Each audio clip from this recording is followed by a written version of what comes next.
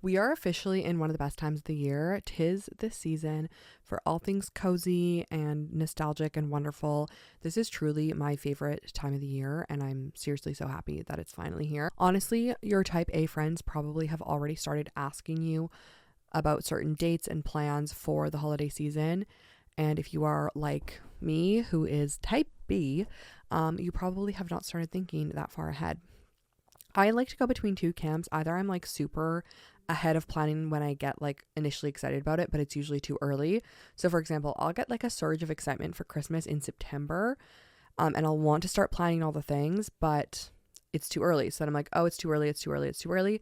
Then suddenly I look at the calendar and it is December 1st and I'm like, oh wait, I haven't done any planning. So anyways, we're trying to get in between that, get a little bit ahead. Today we're going to chat about that. So much gets packed into these last months of the year, and there can be a lot of pressure from both like your friends, your family, work, often like trying to get everything done before the end of the year, the end of the quarter. So there's just a lot of pressure and deadlines, and there's a lot of good things that happen, but we want to make sure that we are staying sane and having a stress-free holiday season, because after all, we want to be able to enjoy the season and not just dread it. If we don't take a moment to take some inventory, take a breath, and set some intention, we will just end up feeling stressed, feeling anxious, feeling overwhelmed. And then we'll say like, oh, next year it's going to be different. Next year I'm going to plan better. And it just continues on and on and on. So we're going to get ahead today. We're going to plan out our holiday season, and we are going to set some intention, set some goals. Welcome back to the Hot Mess Habits podcast. My name is Victoria Harder. I'm your host. I am a fellow type B girly. I am a podcaster, content creator, mom, wife, all the things, girly with ADHD. I live in beautiful British Columbia. And on this podcast, we talk all about realistic productivity, lifestyle, just all the fun girly things. As promised, we did a little competition, or I was trying to get for the month of October some reviews, and I thank you so much to all of you guys who left me a rating and review or commented on the YouTube. I really appreciate it. As a little personal win, I just want to say thank you so much. I was not expecting the feedback that I've had, and like on YouTube, we've grown from like 100 to 700 subscribers in just 3 weeks, and that has been so surreal, and just like it just really feels like I am actually creating the content that feels the most like me, feels very aligned with just my personality and things that I'm naturally like, they're easy for me to talk about. So I really appreciate you being here. So we had a little contest, and I want to read the winner. I said that I would like draw whoever messaged me on Instagram, as well as like, so if you left a review or if you messaged me on Instagram and showed that you did a rating review on Spotify, but I'm going to read the winner. So the Apple username is C Vanderby, and she says, great new podcast. I love this new podcast. I've been inspired to not be too hard on myself when I feel like I'm failing with my morning routine. Victoria has a calming voice and great advice. Thank you so much. If that's you, feel free to send me a DM or a email, and I will make sure that you get your reward, your prize. From a life update perspective, October was such a transition season for us as a family. We went on our Oregon trip. So we did like a little PNW trip. We went down to Vancouver. My husband just graduated with his master's, and so his grad ceremony was in Vancouver. So we started in Vancouver, like Vancouver, Canada, and then spent a few days there. It rained the whole time, but it was really lovely. Visited some friends, and then we started our road trip from Vancouver. So we did like drove from Vancouver down to Portland, spent some days in Portland. Then we went over to the coast, and then we kind of like made our way up the coast. It was so lovely. I'm hoping to be able to put out a vlog from it in the next, like, hopefully before Christmas, putting everything together. But yeah, it was just overall so lovely, and I definitely recommend just like traveling during that time of year. I feel like traveling during the fall is just like so magical. The places are a little bit less crowded. It's not hot out, and we did really honestly luck out with the weather, other than when we were in Vancouver. So yeah, it was overall really fun. And then now that we've come back, it just feels like we're in a new era with our son, Theodore. He is just, he's so busy getting into things. And then he's also started daycare. So that's been a big transition for me as I'm transitioning to be more like working My work schedule is going to be a little bit more structured, and yeah, it's gonna be different, but it's overall going to be really good. I'm feeling really excited for the Christmas season, and I'm hoping to be able to just end this year really well with some intention. And that's what we're going to talk about today. The whole purpose and like reasoning behind the name Hot Mess, like Hot Mess Habits, is because we want to be aware of our hot mess tendencies and then take steps towards living an intentional life. When I'm talking about being a hot mess, I'm not talking about just like allowing yourself to just like, I'm just gonna live in chaos because that's my natural tendency. We want to be aware of it and just be like, okay, maybe I do thrive on a little bit of chaos, but I also want to make sure that I'm showing up for myself, showing up for people around me. So that's going to require me putting in a little bit of effort, putting in a little bit of intention so that I can kind of counteract some of my chaos tendencies. I really want you to end this year feeling rested and inspired and just ready for a new year. I don't want you to end the year feeling just like exhausted and like you need a like 3-week vacation. I want you to be able to feel present. I want you, when you're doing a family activity or when you're with your friends, you feel like you're able to put your phone down and be in the moment instead of having to like check your email or like try to order gifts online or just like your brain's in multiple different places. I want you to be able to feel like you're present. I'm very, very much going to talk about like this being Christmas when I'm talking about the holidays, because I'm Canadian. We've already celebrated Thanksgiving. We've done Halloween, all that stuff. So we're today talking about Christmas, but obviously you can apply this to like the holidays in general, whatever that looks like for you. Okay, so let's get into it. The first thing that we're going to do is we are going to assess the season. And you guys know that I love a good brain dump. So we are going to sit down.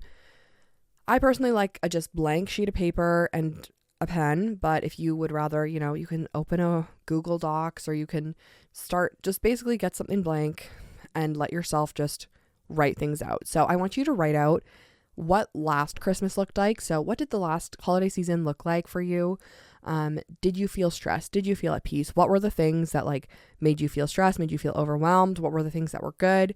Just write everything, all of those things out. Looking ahead to this year, what do you want to feel? Are there already things that are stressing you out? What are the activities that are the most meaningful to you? And just get everything in your brain like about Christmas and the holidays out on a sheet of paper. And then we're going to take some time and take that information and we're going to categorize it. So this is where I feel like some people feel like brain dumps aren't super valuable because they just like, they do the brain dump, but then they don't take the next step to like categorizing that information. So that's what we're going to do today. So we're going to sit down, we're going to do the brain dump, and then now we're going to take that information and we're going to categorize it and we're going to give it some intention. So the first thing that I want you to do is make a list of your non-negotiables this season. So this is going to be just like either like non-negotiables or bare minimum. So, some examples could be the bare minimum is that you're going to show up for your families the days that your family celebrates Christmas. So maybe that's like your family's always together from like the 23rd to the 26th. So you're going to make sure that you're there. Your bare minimum is that you're going to get a gift for every person in your immediate family. And your other bare minimum is that you're going to make sure everyone's gift is wrapped. Okay. Those are your like bare minimum non-negotiables. Those things feel probably like very just like, there's no way these things aren't going to happen. Like that's just like the baseline. And I know that it might seem silly to write those down, but I want you to write those down. Like these are my bare minimum non-negotiables. Then we're going to move on to the things that are fun, the things that you think would bring you joy this season, the things that you're like, these are things I want to prioritize in this season. And again, I don't want you to get crazy with these. I want you to pick maybe like 3 to 5 things. So maybe for the things that could be fun, the first thing you're going to do is like, you really want to decorate your house. So you want to put up a tree, you want to put out some lights outside, like you really want to prioritize getting some decor up. So that could be one of your things. Maybe you always do a shopping day with your mom. You want to make sure you do that this year. You're going to go shopping with your mom. You're going to plan a girls' night. You want to do a girls' night and you're going to go get dinner and you're going to go out and look at Christmas lights. And those are like maybe the 3 things that could be fun. Then this last list, you can go a little crazy on. These are like all of your ideas of things that like, if these things happen, this could be great. Okay. So, maybe you guys, there's a movie playing at your local theater and they're playing the like Elf. And so like, it would be fun to go see it, but like, it's not your top priority. Maybe you want to go skating. You want to go and do a day of skiing. Maybe if you have time, you also would love to write some Christmas cards to your friends and family. So as you can see, we're taking all the information that we wrote in the brain dump and we are transferring it into a action plan here. And so you can see we've divided into 3 sections, and these sections are the sections of priorities. So you have your bare minimum tasks, you have your things that like you want to try to prioritize, and then you have your things that are like, if they happen, they happen. If they don't, we'll wait till next. Moving into the next section, what do we need to do with this information? We need to now sit down with our calendar and we need to block off this time. Planning ahead is going to be the thing that will save you this holiday season. And I know for some of you, you get a little bit, you don't like the concept of planning. You don't want to be too strict. You don't want to like have to do the thing. But I promise you that if you take a half an hour to plan out what you want your holiday season to look like, it is going to help you actually do the things that bring you joy. It's going to allow you to take some of the stress off your plate. It's going to prevent you from committing to things that you don't actually want to do, that actually aren't priorities. But, you know, because you don't have anything else on the calendar, you're like, oh, I guess I can come to your friend's boss's holiday party. We want to make sure that we're prioritizing the things that are actually important to us, the people in our life that are actually important to us. And planning is going to allow us to do this. So now we've done our brain dump. Now we're going to sit down with our Google Calendar. Also, like, you can do this all in one day. This can all be done. I guarantee that you could do this whole thing in about an hour and a half. I promise you. You're going to sit down. You're going to pull out your Google Calendar. If you live with other people, you can bring them along too. You guys can have a little meeting. You can sit down with them and you can say, okay, how are we going to map this out this year? What dates are going to work best for us? How are we going to make this work? You're going to sit down with Google Cal or your paper planner and you're going to go through and you're going to look at your list that we've made and you're going to put these things into your calendar. So say one of your tasks that you really want to do, this is like a high on your list. This is in your like, I really want to do this Christmas. One of these things is you want to bake cookies for all of your close friends. So what you need to do then is you need to take that task and you need to break it down into, okay, what does this task require of me? So say it's baking cookies. You need to block off an afternoon where you're going to go and you're going to shop for all the supplies. Maybe you can add this into your regular grocery run, but you need to make sure that that's being blocked off. Okay, when am I going to go and get all of my ingredients? When am I going to sit down on Pinterest and source all my recipes? When am I going to sit down and plan what I'm going to do? When am I going to order all the boxes and the packaging that I need to give these cookies to my friends? And then when am I actually going to make the dough, cut out the cookies, ice the cookies, you know, whatever it is that you're doing? You need to block out all of those different steps along the way. Same thing, like, you know, if you really want to prioritize, I always do a shopping day with my mom. I want to block off a day when I'm going to go shopping with my mom. So what does that require of you? You need to get on the phone, call your mom and say, hey mom, what does this afternoon look like for you? What does this, and it just requires one phone call and then you can put it in the calendar and then that's blocked off. And then when someone asks you, can you come to my friend's boss's holiday party? You're going to say, oh no, sorry, I'm hanging out with my mom that day. And I know this sounds like, for some of you, like if you're type A listening to this, you're like, yeah, not that hard. But if your brain works a little bit more chaotically, these things will change your life.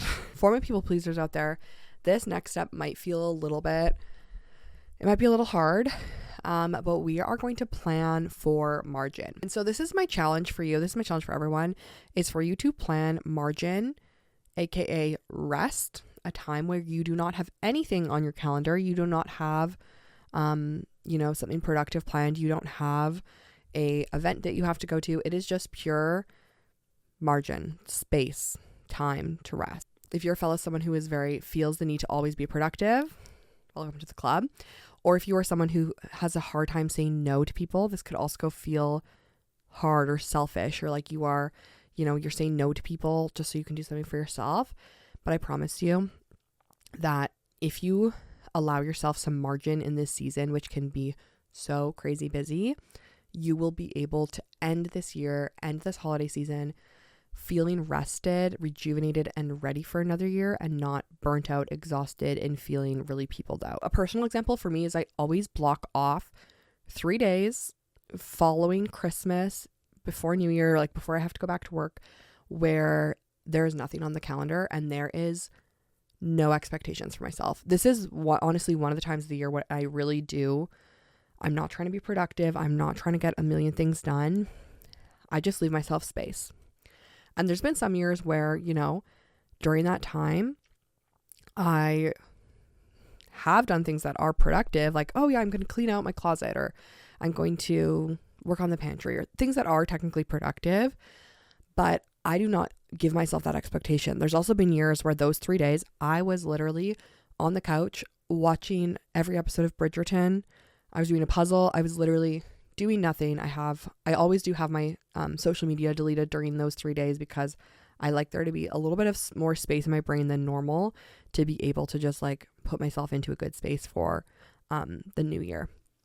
So I strongly recommend, like, I feel like that's a good example. Like, even if you don't have 3 days, even if you have one day where you're like, you block it off after Christmas when you get home from being with your family, and you block it off and you say, I'm not going to schedule anything this day. Another example of how you could schedule margin is maybe like, every Monday from now until the end of December, you are not going to make any plans on Monday evenings, and you're just going to stay home and you're not going to have anything. And, maybe that looks like just, you're going to watch a movie. You're not going to try to work on extra work things. You're not going to try to do something productive at home or make sure that the kitchen is perfect or your floors are clean. You're just going to say, you know what, Mondays are my night off and we are chilling. My challenge to you is just to do this. Allow yourself, like, don't let your calendar get filled up so much that you can't breathe, and mark this off in your calendar. So like, you can mark in your calendar space for rest. You can put it in your calendar that literally says like rest, or like, don't make plans this day, or whatever it is that's going to remind yourself. My last little tidbit is going to just be a little touch on the budget. And I just want to say that there is nothing worse than going into the new year majorly in debt and like paying off people's Christmas gifts in March. Like, that is not the hot girl energy that we are striving for. Just want to say that I've been there, that I've been paying off gifts, paying off things for Christmas in March. And it's not a fun feeling. It is not the way that we want to get into the new year. So I just want to, if you haven't done this yet, just highly encourage you to sit down and write out everyone that you want to get gifts for, along with like how much money you would like to spend on gifts, how much is actually like attainable for you. And then do the math to figure out like, okay, this is realistically how much I have to spend on these gifts. And sometimes this looks like cutting people in the sense of like, okay, you know what? I'm probably not going to get all my coworkers a gift. I'm only going to get my immediate family a gift this year, whatever it is. But just having that conversation with yourself, this is just like your little reminder before things get too crazy, before you just start like spending things, before Black Friday sales come and you just like go crazy. That's my little reminder. Another thing to add to the budget is just making sure that you're also putting in like, along with gifts, also putting in like, if you want to buy like baking stuff, extra decorations, anything like that, adding that to the budget is great. Also a great time of the year to have those like check-in conversations with family. If, maybe in the past you have always done like very extravagant Christmas gifts, but this year you're trying to be more budget conscious or anything like that. If you feel like it's necessary to like sit down with family or friends and just kind of have this conversation of like, hey, just so you know, like, I'm not going to be able to do like exchange gift this year, or I'm going to exchange gifts, but it's just going to look a little bit more scaled back. Now would be a great time to have that conversation.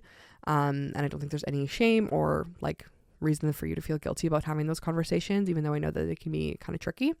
I just want to say thank you guys so much for being here, for tuning in. I know that I've been a little bit with our trip and everything. This episode was a little bit delayed, and so I just really appreciate you and your patience, and I will be back onto a normal posting schedule. I think that I'm going to change the podcast day from Monday to Tuesdays, because just with my current schedule with daycare and everything like that, I think that that's going to be like moving forward what's going to be able to be the most consistent. So I'll keep you guys posted on that. But overall, thank you guys so much for being here. If you have any like takeaways from this episode, please leave them below. I would love to hear your thoughts in your episode. I guess leave them below if you are on YouTube. Otherwise, if you're listening on Apple or Spotify, would love a rating and review. My DMs on Instagram are always open. If you have any questions or just like feedback for the podcast, I always am open to hearing that. But otherwise, I hope you guys have a wonderful week. We will see you again here next week. Chat with you guys later. Bye.